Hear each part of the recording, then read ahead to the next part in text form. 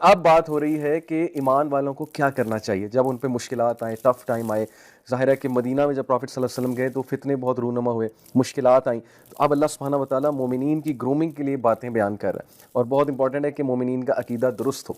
अकीदे के हवाले से लास्ट लेक्चर में, लास्ट जो मेरी एपिसोड है उसमें मैंने एक आया पढ़ के सुनाई थी कि शुहदा को जिंदा ना मुर्दा ना कहो, वो जिंदा है। इसमें हमने डिटेल में बात की थी, आप लोग सुन सकते हैं। सो इससे पहले कि आज का इंशाल्लाह क्लास की तरफ हम आए, एक पॉइंट टू पॉन्डर कह लें या एक ऐसी बात मैं आपको इंशाल्लाह आज देकर जाना चाहता हूँ, एक थॉट प्रोवोकिंग बात कि शायद हमारे माइंड्स ट्रिगर हों ये बात सोच के, और शायद किसी के कान में ये बात पड़े तो वो अपनी ज़िंदगी को रिविज़िट करे। देखें, मैं अक्सर बात करता हूँ शऊरी पैदाइश की, कि इंसान की इंटेलेक्चुअल बर्थ कब होती है।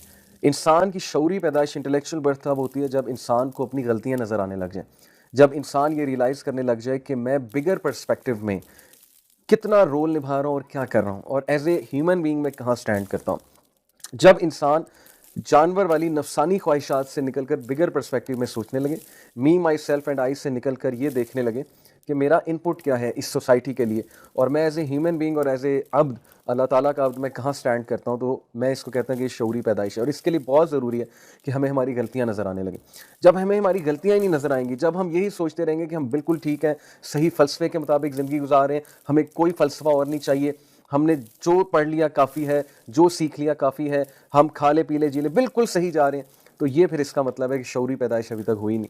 सो इसलिए दिस सूरा इट शेक्स यू अप, ये आपकी शऊरी पैदाइश करवाती है। अगर आप इसको अपना कान दें और दिल दें, ऑब्वियसली सिर्फ कान देने से बात नहीं बनेगी, इसको दिल देना पड़ेगा आपको, कुरान को, पूरे के पूरे कुरान को आपको दिल देना पड़ेगा। इसी तरह चेंज आती है, इसी तरह कुरान सराहत करता है दिलों में, और इसी तरह कुरान जो है वो ऑब्वियसली अफेक्ट करता है, कल्ब को सॉफ्ट करता है, दिलों को सॉफ्ट करता है। सो इट्स वेरी इंपॉर्टेंट कि आप लोग अपना तज्जिया लें और अपनी ज़िंदगियों का तज्जिया लें, और कभी बैठ के सोचें कि मैं कहाँ गलती कर रहा हूँ और क्या मैं सही भी जा रहा हूँ कि नहीं जा रहा हूँ, और कुरान से मदद तलब करें। Quran is Furqan, criterion, it will make everything clear to you.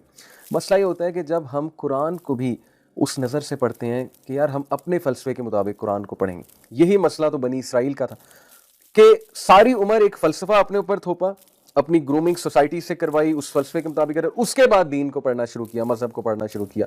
तो फिर वो जाहिर है कि मजहब, बहुत सी चीज़ें मजहब की, दीन की, इंसान की साइकोलॉजी और फलसफे के साथ नहीं बैठेंगी। तो इसका क्या मतलब है कि मजहब गलत है, या इसका यह मतलब है कि आपने हिसाब ही उल्टा किया कि पहले मजहब पढ़ते, दीन पढ़ते, उसके बाद उसकी लेंस से हर चीज़ देखते, तो शायद ये हालत ना होती। लेकिन बहरहाल इट्स नेवर टू लेट। हम कोशिश यही करें कि हम कुरान को बहुत इस तरह पढ़ें कि हम कुरान को अपना पूरा का पूरा दिल दें, ताकि कुरान हमारे दिलों पे असर करे। आऊज़ु बिल्लाहि मिनश शैतानिर रजीम, बिस्मिल्लाहिर रहमानिर रहीम। इन्नल लज़ीना कफ़रू व मातू व हुम कुफ़्फ़ारुन उलाइका अलैहिम लानतुल्लाहि वल मलाइकति वन नासि अजमाइन। यकीनन जो कुफ़ार अपने कुफ़र में ही मर जाएं, इन पर अल्लाह ताला की, फ़रिश्तों की और तमाम लोगों की लानत है। मैं एक बात बार बार क्लियर करता हूँ अपने स्टूडेंट्स को, स्पेशली स्टूडेंट्स ऑफ कुरान को। कुरान में जब भी लफ्ज़ कुफ़ार आया तो इसका ये मतलब नहीं है कि कुरान हमें नॉन मुस्लिम से, जो दीन में नहीं है, जो मुसलमान नहीं हैं, उनसे नफ़रत सिखा रहा है। कभी भी ये बात अपने जहन में ना आने दीजिएगा, क्योंकि ऐसी बात है ही नहीं। आप कुरान को सीरत के मुताबिक समझें। नबी अकरम सल्लल्लाहु अलैहि वसल्लम का आम नॉन मुस्लिम के साथ क्या रवैया था? क्या नफ़रत करते थे? नाउज़ुबिल्लाह। क्या उन्हें कुफ़ार होने के ताने देते थे? ये किन लोग की बात यहाँ पर हो रही है? ये किन के खिलाफ ये ऐलान किया जा रहा है कि जो कुफार अपने कुफर में ही मर जाएंगे, इन पर अल्लाह ताला की, फरिश्तों की, तमाम लोगों की लानत है। कुफार, देखें, एक होता है कि मैसेज आपको प्रेजेंट किया गया, उसको ब्लैटेंटली आपने रिजेक्ट कर दिया, एरोगेंस के साथ रिजेक्ट कर दिया, साइंस होने के बावजूद आप बात को नहीं मान रहे हैं फॉर व्हाटसएवर रीजन, दैट इज कुफ्र, कि आपने इनकार कर दिया। कुफर का मतलब है इनकार कर दिया। अब जो इनकार करने वाले हैं, जो एरोगेंट है उनमें से, कि नबी सामने मौजूद है, नबी कोई छोटी शख्सियत होता है क्या? कुरान की वर्सेस एक नबी पढ़ रहा है, वही अल्लाह की प्रेजेंट कर रहा है नबी, और उसके बाद उसको रिजेक्ट किया जा रहा है, ब्लैटेंट रिजेक्ट किया जा रहा है उसको, बल्कि रिजेक्ट नहीं, उस पर नाउज बिल्ला ओजड़ी फेंकी जा रही है, उस पर, उसको मारा जा रहा है, साइकोलॉजिकली उनको टॉर्चर किया जा रहा है, उनके बाशिंदों को मारा जा रहा है, उनकी फैमिली जो है उनको टॉर्चर किया जा रहा है, उनको निकाला जा रहा है एक जगह से। क्या ये जुर्म नहीं है? क्या ये एरोगेंस नहीं है? नबी ने क्या डिमांड किया सोसाइटी से? क्या ऐसी बात कह दी कि जिसकी बेसिस पे जो है वो ये सारी चीजें नबियों को बर्दाश्त करनी पड़ी? क्या ऐसा कह दिया? यही कि सूद खत्म करो, यही कि बच्चियों को जिंदा ना दफनाओ, यही कि औरत को इनहेरिटेंस दो, यही कि औरतों को कमतर ना समझो, यही कि गरीब और अमीर में कोई फर्क नहीं है, और स्लेवरी को खत्म करो। और एक अल्लाह की इबादत करो और बुतों की इबादत ना करो, और ये जो कैपिटलिस्टिक सोसाइटी है इससे निकल कर और कंज्यूमरिज्म से निकल कर बड़े पर्पस की तरफ आओ, इंसानियत के लिए कुछ करो। ये नबियों की तालीम थी। इस बात पे नबियों को मारे भी खानी पड़ी, इस बात पे नबियों को जो है वो पत्थर खाने पड़े, इस बात पे नबियों को ऐसी ह्यूमिलिएशन जो है वो बियर करनी पड़ी। मतलब ह्यूमिलिएशन इन द सेंस कि वो लोग ह्यूमिलिएट करते थे, लेकिन नबी इतने स्ट्रांग होते हैं कि वो शिकायत तक उनके मुंह पे ना आई कभी, और वो अल्लाह ताला के बरगज़ीदा बंदे थे और परफेक्ट बंदे थे अल्लाह ताला के, माशाल्लाह। So that's why we should love रसूलुल्लाह सल्लल्लाहु अलैहि वसल्लम, कि उन्होंने बहुत मुश्किलात झेली हैं हम तक मैसेज पहुंचाने के लिए। तो बात असल में है कि यहाँ पे जिन कुफार की बात हो रही है कि वो अपने कुफर में मर जाएंगे, ये दुश्मन है नबी के। ये वो लोग हैं जिन्होंने अच्छाई को फैलने नहीं दिया, बल्कि रोकते रहे अच्छाई को, जंगे करते रहे नबी से। तो फिर क्या अल्लाह ताला ऐलान करेंगे ऐसे लोगों के बारे में?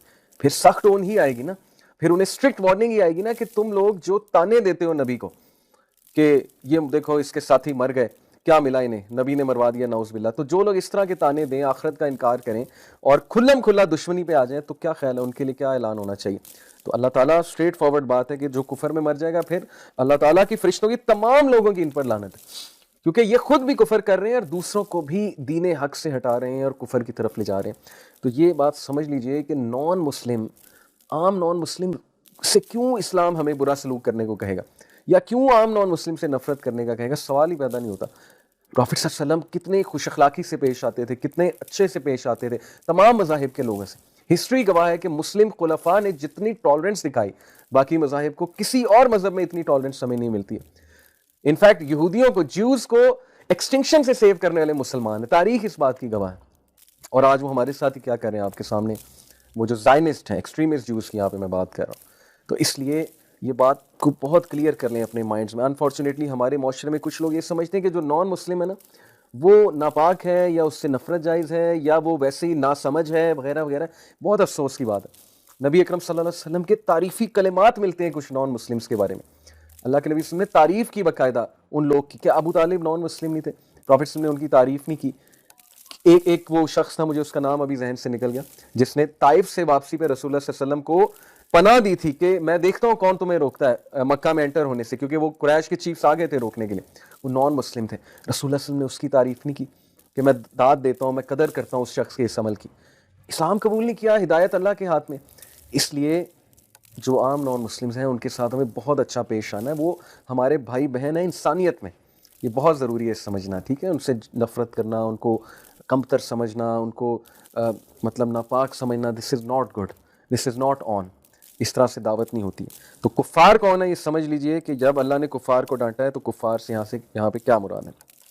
खालिदीना फ़ीहा ला युख़फ़फ़ु अन्हुमुल अज़ाबु वला हुम युनज़रून, जिसमें हमेशा रहेंगे, ना इनसे अज़ाब हल्का किया जाएगा, ना इन्हें ढील दी जाएगी। डेफिनेटली ये वार्निंग है। मैंने आपको बताया कॉन्टेक्स्ट में पढ़ें, कॉन्टेक्स्ट में समझें कि उन लोगों ने किया क्या था अल्लाह के रसूलों के साथ, उन लोगों ने क्या कर रहे थे हज़रत मोहम्मद सल्लल्लाहु अलैहि वसल्लम के साथ, सहाबा के साथ क्या कर रहे थे वो लोग। तो यस, अल्लाह ताला ने कहा हमेशा हमेशा वहां रहोगे जहन्नम में।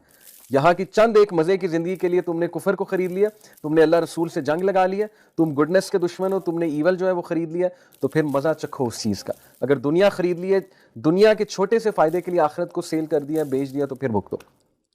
व इलाहुकुम इलाहुन वाहिद ला इलाहा इल्ला हुवा रहमानुर रहीम, तुम सबका माबूद एक ही माबूद है, इसके सिवा कोई माबूद बरहक नहीं, वो बहुत रहम करने वाला और बहुत बड़ा मेहरबान है। सुभान अल्लाह।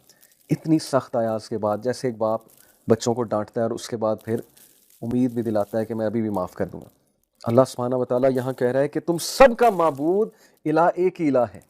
छोड़ दो बुतों की पूजा, छोड़ दो ये जो तुमने अपने हाथ से तराशे हुए बुत हैं इनकी पूजा करते हो। तुमने इंसानों को खुदा बनाया हुआ है। तुमने ईसा अलैहिस्सलाम को जो खाते थे, पीते थे, चलते थे, इंसान थे, उन्हें खुदा का दर्जा दे दिया। मरियम अलैहिस्सलाम को खुदा का दर्जा दे दिया। तुमने असल दीन को डिस्टॉर्ट कर दिया। अल्लाह के फरिश्तों को अल्लाह की बेटियां बना दिया, नाउज़ुबिल्लाह। ग्रीक्स ने देखें क्या किया, सुमेरियंस ने क्या किया, क्रिश्चियंस ने क्या किया, ज्यूज ने क्या किया, हिंदूस ने क्या किया।